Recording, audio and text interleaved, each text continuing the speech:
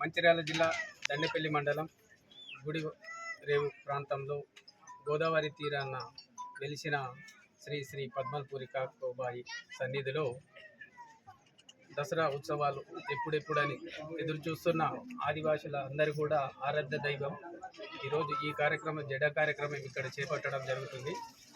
ఈ అమ్మవారి ఆశీస్సులు కుల మతాలకు అతీతంగా అందరికీ అమ్మవారి ఆశీర్వాదం ఉంటుందని తెలియజేస్తూ మరొకసారి అందరికీ కూడా నా హృదయపూర్వక నమస్కారాలు తెలియజేస్తూ సందీర్కు రామ్.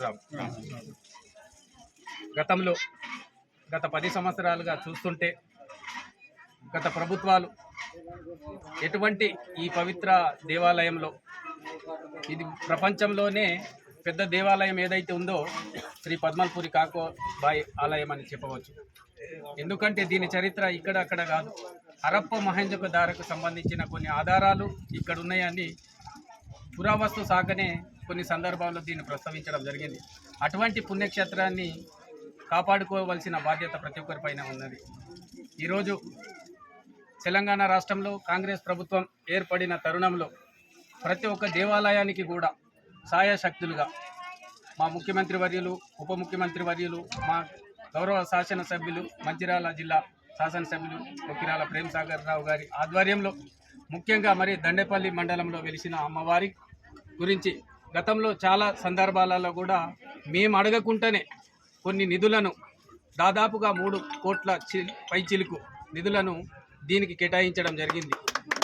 మరి తొందరలో ఆ పనులు కూడా ప్రారంభం చేయడం జరుగుతుందని నిన్ననే గౌరవ ఎమ్మెల్యే గారిని మాట్లాడడం జరిగింది.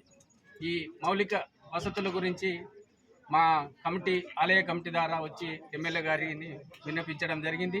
సంబంధిత అధికారులకు ఎమ్మెల్యే గారి ద్వారా తెలియజేయడం జరిగింది. వాళ్ళు కూడా ఈ 2-3 రోజులలో ఆ కార్యక్రమాలు కూడా చేపడతారు. ఇంకొకటి, దీనికి సంబంధించిన కార్యక్రమం ఏదైతే గుసాడి ఉత్సవాలు పెద్ద ఎత్తున లక్షల మంది భారతదేశం నలుమూలల నుంచి కూడా ఈ కార్యక్రమానికి రావడం జరుగుతుంది. ఇక్కడ ఇప్పుడు ఈ సందర్భంగా చూస్తే గతంలో భూమి కొంచెం వాళ్ళు వ్యవసాయం చేయలేదు కాబట్టి అక్కడ మాకు అవకాశం ఉండి బండ్లు పార్కింగ్ చేయడానికి, ఇప్పుడు ఆ అవకాశం లేదు కాబట్టి దీన్ని కూడా దృష్టిలో పెట్టుకొని మాకు వాలంటీర్లు ఈ బండ్లను కూడా ఎక్కడ పార్క్ చేయాలనేది కూడా మేము ప్రణాళిక సిద్ధం చేస్తున్నాం. మా ఆలయ కమిటీ తరఫున కూడా అన్ని విధాలుగా జరుగుతాయి. ఐటీడీఏకు ముఖ్యంగా మేము ఈసారి విన్నపించేది ఏంటిదంటే, గుసాడి ఉత్సవాలలో ఎవరైతే పాల్గొంటారో వాళ్లకు 10,000 రూపాయలు ఐటీడీఏ ద్వారా ఇవ్వడం జరుగుతుంది. ఈసారి గవర్నమెంట్ తరఫున మేము ఐటీడీఏను దీనికి సంబంధించిన ఏదైతే బడ్జెట్ ఉందో ప్రత్యేక బడ్జెట్ కేటాయించాలని ఐటీడీఏ పీఓ గారి దృష్టికి కూడా తీసుకెళ్లడం జరిగింది. గతంలో చేయని ఎన్నో ప్రభుత్వాలు వచ్చినాయి, కానీ గత 10 సంవత్సరాల నుంచి ఏ కార్యక్రమం కూడా ఈ అమ్మవారి పైన వాళ్ళు ఏం చేయలేదు. గతంలో చూస్తే ఇక్కడ స్థానిక ఎమ్మెల్యే దివాకర్ రావు గారు కొబ్బరికాయ కొట్టి నేను వచ్చే సంవత్సరం కల్లా మీ గర్భగుడిలో నేను కొబ్బరికాయ కొడతానంటే గత 5 సంవత్సరాలు కూడా నిర్మాణం జరగలేదు. కానీ మా కుల సంఘాలు, మా ఆలయ కమిటీ అందరు పెద్దలు కలిసి ఈరోజు ఈ గుడి నిర్మాణం చేపట్టడం దీని అభివృద్ధిలో కూడా మా ప్రజలందరూ కూడా ఏకతాటిపైకి వచ్చి తోచిన చందారూపకంగా చేసి ఈరోజు ఈ గుడి నిర్మాణించారు.